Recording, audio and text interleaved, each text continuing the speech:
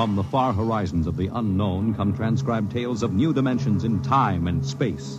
These are stories of the future, adventures in which you'll live in 1,000,000 could-be years on 1,000 maybe worlds. The National Broadcasting Company, in cooperation with Street and Smith, publishers of astounding science fiction, presents X minus 1.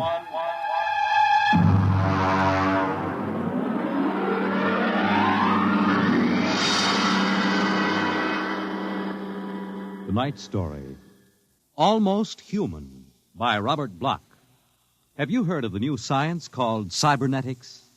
It concerns man's efforts to develop a perfect thinking machine, a robot electronic brain that will not only do man's work, but even do his thinking for him. A robot that is almost human.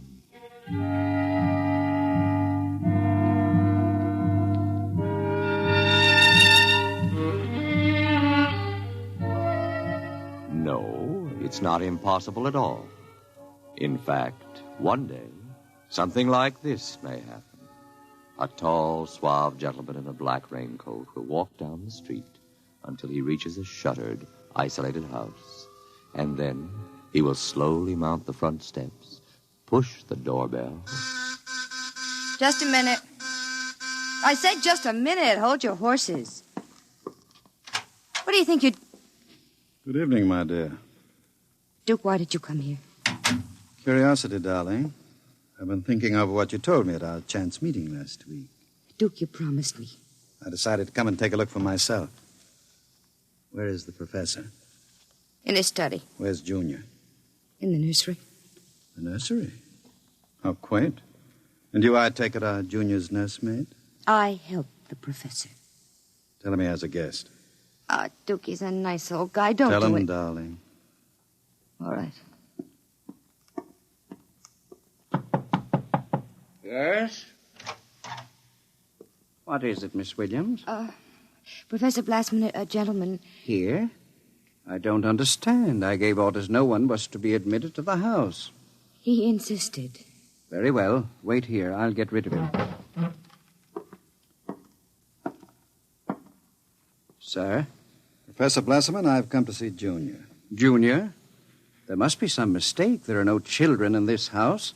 I don't... Professor, what you feel pressing against your belly is the muzzle of a .45 caliber pistol. Now, shall we visit Junior? How... What do you know about it? I know everything.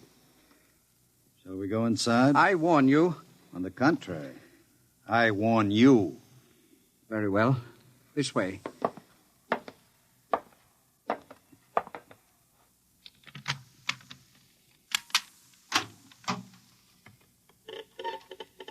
This is the nursery. Where is Junior? In the next room. Behind the door with a panel in it. Very considerately furnished. Mother Goose figures on the walls. Blackboard, toy blocks. Panda. Bunny rabbit doll. Touching. All right, let's see him. You can look through the panel. Mary had a little lamb. Oh, wow. Whose fleece Who'd have believed it? was white as Junior isn't very pretty, is he? I was not concerned with aesthetics. Why do you hide him? Is he dangerous? The world is not yet ready for such a thing. Besides, I must study.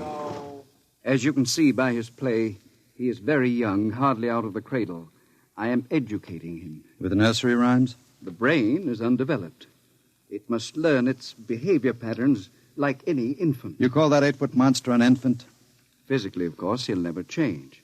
He is built of chrome steel and glass. But his brain, that is my wonderful instrument. Unlike a human, he has no heritage, no basic instincts such as love or hate. These he has yet to learn. In some respects, he is like a blank tablet. What is written upon the tablet will remain. You mean he has no feelings? He will learn quickly. And now, if your curiosity is satisfied, I trust you will keep my secret. If anyone discovers... Open the door. Point... I beg your pardon? The door, Professor. Very well. Junior, come here. What a monster. Papa, He talks? Yes. Mentally, he's about 6 years old now. What is it, son? Who is that man, Papa? Let me handle this. You may call me Duke, son. I've come to see you. That's nice. Nobody ever comes to see me except Lola. Play with me, Duke. Certainly, Junior. Oh, and Professor. Yes? While we're playing, you can have Lola and Miss Williams prepare my room. Your room? I forgot to tell you, I've decided to stay until the climate changes and I can go out again. Meanwhile, I'll have a chance to play blocks with Junior. Understand? I begin to understand. You are hiding from the law. As you wish. All right, Junior, your move. Let's build a bridge. I have a better idea, Junior. What? Let's build a coffin. A coffin? I don't know that word. Then I'll teach you, Junior. I can see the professor has been neglecting the moral side of your education. Very sadly.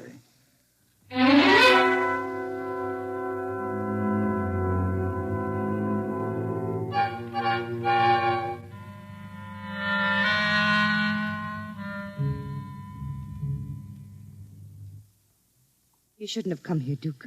Why not, my dear? Afraid of me? No, I'm afraid of myself. You're no good for me. You've always brought me trouble. Except this time. This time it will be different, darling. This time I'll bring you diamonds. Duke, what have you been teaching that thing? Nothing, honey. I've just been playing with them. Very educational. I don't believe you. What's bothering you, Lola? Today when I walked in there, he said to me, I know how to kill people, Lola. I'll kill you if you want me to. He's learning very quickly. Duke, I'm scared of that thing. It's unholy, a machine that acts like a human with that voice grinding at you, saying things you'd expect from a child. You dislike him so much. Why did you take this job as his nursemaid? Because I wanted to start over again. I answered an ad. The professor didn't ask questions. I would have been all right, too, if you hadn't come along. I'm very glad you did tell me, darling. Because Junior is going to make us two very successful people. Ha! Like any child, Junior listens to what he's told. Duke, I don't know what you're teaching, Junior. But I can guess. And it isn't right. It's evil.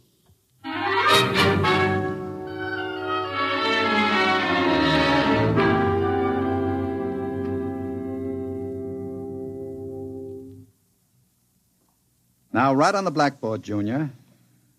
My name is Junior. My name is Junior.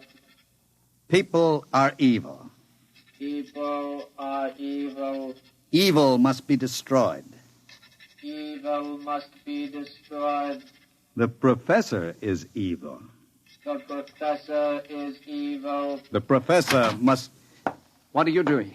I warned you to keep out of the nursery, Professor. Go away. You don't even remember me. I know you. You are the professor. You want to keep me as your slave. You didn't tell me that people are evil. People are not evil. People are evil. They must be destroyed. Stop it! I am not a child any longer. No, you're not a child. You're a monster. Junior, Yes, Duke. the time is now, Junior. Yes, Duke. Keep away from me. Junior! Junior, don't do it! Listen to me! Junior, listen to me! Ah!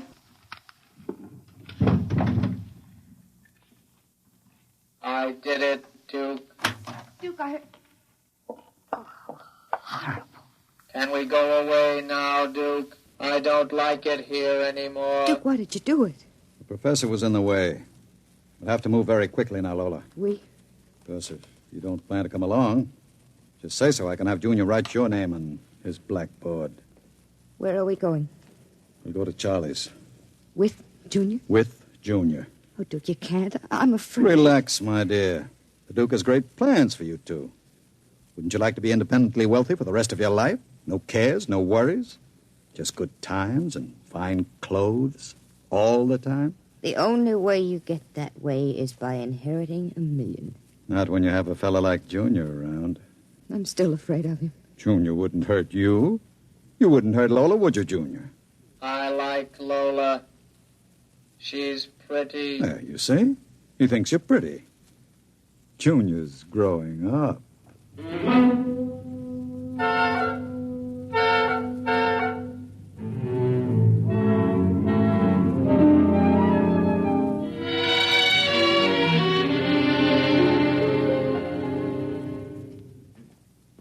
Sit down, Charlie. Sure, Duke. Lola and I are going to hide out here for a while. We'll need some help. Listen, Duke, I'm trying to keep the cops away. Sure. Now listen to me. I need a casing job done. Oh. Sure, Duke. You know the armored truck service? Sure. I want to know when they take the Acme deposits from Boston to Worcester. Duke, you ain't thinking of a payroll truck, are you? They got cannons on those trucks. They travel in pairs. You couldn't get near one. I asked you to do a casing job, Charlie. Sure, Duke. Anything you say. Find out what time they passed the narrowest and most deserted stretch of road. Well, if you're going to pull a job like that, you'll need 50 men. You want me to get some of the boys? I won't need anybody. I've got somebody. Where? He's out in the car. Oh, what's his name, Duke? Anybody I know? His name is Junior. Junior? I don't know any Junior. You will, Charlie. You will.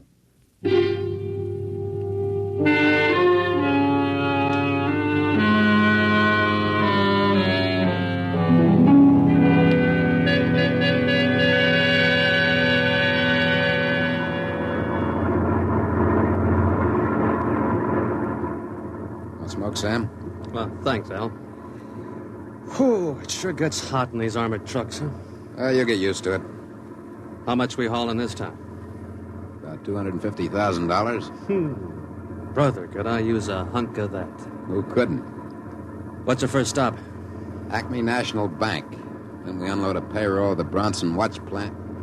Hey, what's that up ahead? It looks like something shiny on the road. Throw up your spotlight. Right. Holy smokes, you see what I see? It looks like a mechanical traffic cop. About 8 feet tall. Standing right in the middle of the highway. Maybe it's a Halloween gang, huh? Guess they're trying out robot traffic cops. Can you get past him? I don't know. We'll have to slow down. Get on that gun, Sam. Let's take no chances. Right. I'll give it the horn. Don't budge. Where's our escort truck? Pulled up right behind us. Thing won't move. Sure looks like something out of Buck Rogers, don't it? That's a heck of a note, blocking traffic like that. I'll have to try and get past it. Here goes. Holy smokes, it's moving. Hell, it's coming toward us. Get on that gun. Give it a blast. Bullets are bouncing right off it. It's still coming. Al, back up. I can't. The other truck's right behind us. Al, it's lifting its arm. It's going to smash our window.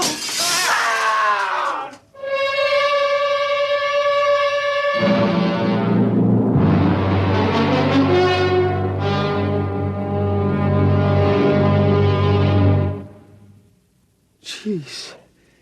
If I hadn't have seen it with my own eyes. Duke, we got to quit this. What's the matter, Charlie? Getting shaky? The papers say he killed all 4 drivers. Listen, Duke, that robot is hot. We got to get rid of it. Stop your blubbering. One more good robbery?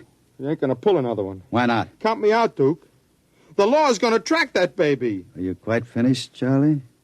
You got no heart, Duke. You're like Junior, all steel inside. And you're just a big, warm-hearted slob. I suppose flowing with the milk of human kindness. Well, I got nerves. I can't stand that thing, the way it looks at you with that iron face and clanking around all the time. Listen, here it comes.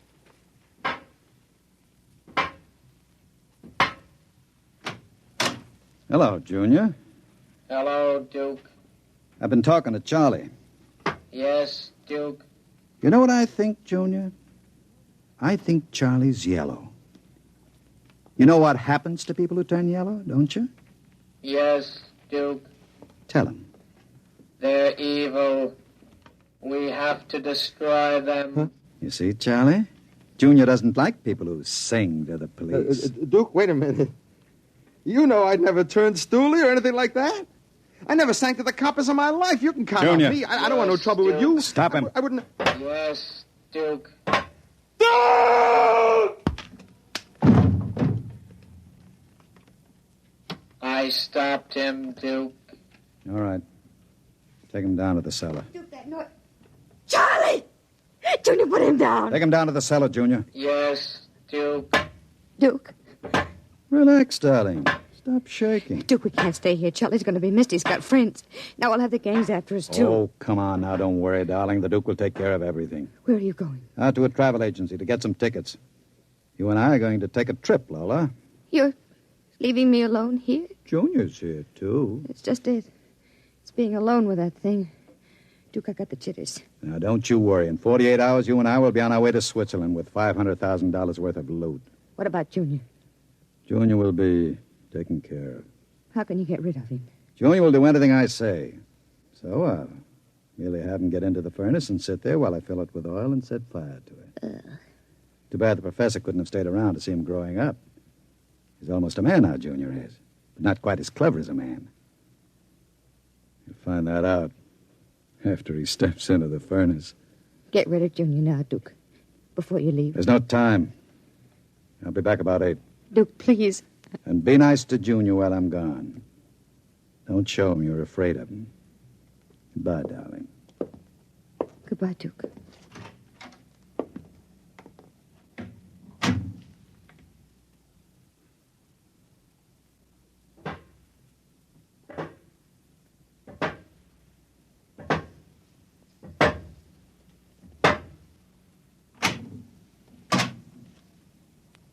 Lola, What, Junior? oil me. Can't you wait till Duke gets back? He always oils you.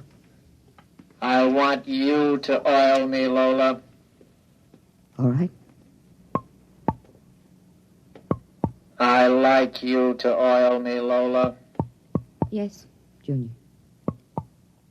Lola, do you like Duke? Certainly. Do you like me? You know I do, Junior. Lola, What? who do you like best? Me or Duke? I like you both, Junior. Yes, but who do you love? What do you know about love, Junior? In the books, man and woman love. No. Lola, What? do you think anyone will ever love me? Maybe. Some women can fall in love with anything, Junior. Even with something like Duke.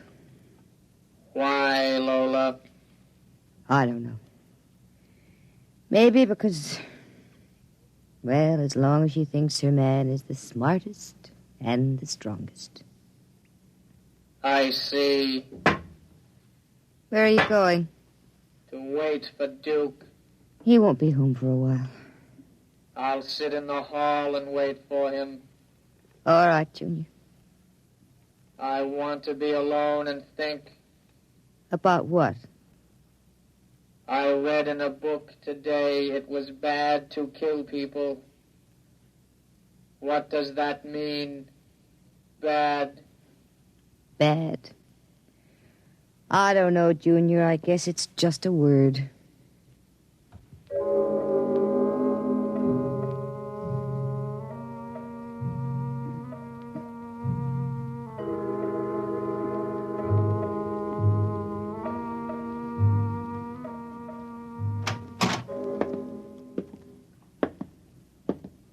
Lola?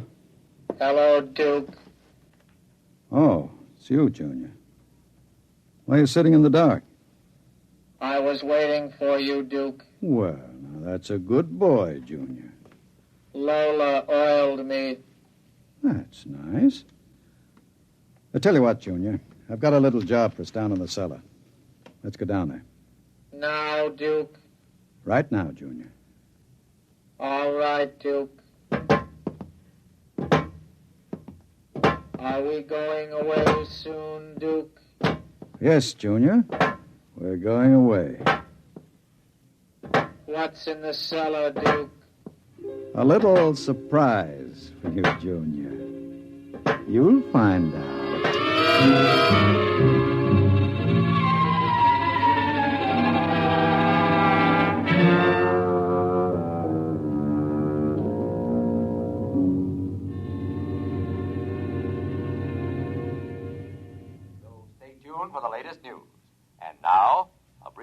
Institute of Recorded Dance Music.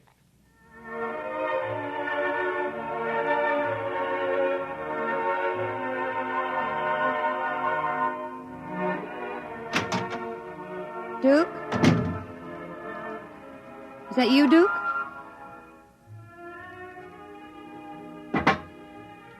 Junior.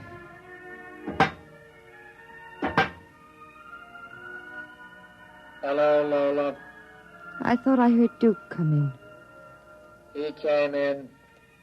Where is he? Down in the cellar. What's he doing? Nothing. Did he say he'd be up soon? No. Maybe we better go down and get him. He's dead. Oh, no. No, he isn't dead. You said the woman loves the strongest and the smartest. Well, I'm stronger and smarter. But you aren't human. I'm almost human, Lola. No. No, stay away. Lola. Don't touch me. Those metal paws, no. I love you, Lola. No. No. I love no, no, you. no. No. I love you.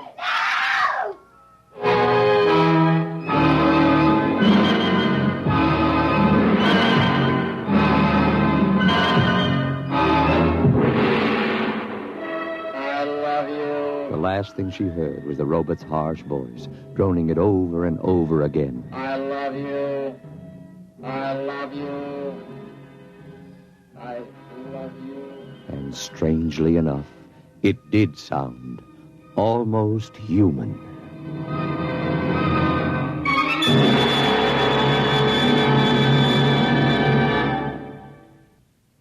You have just heard X-1, presented by the National Broadcasting Company in cooperation with Street and Smith, publishers of astounding science fiction.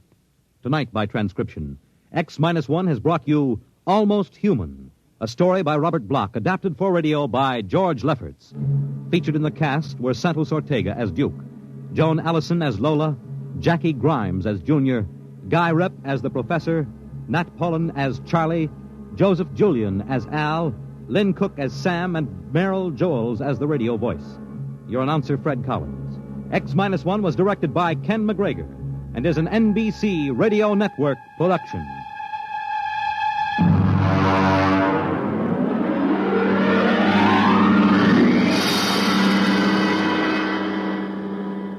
And now, next week, when the mighty Earthmen arrive in their ships of space, courtesy and proper humility on the part of the natives is expected.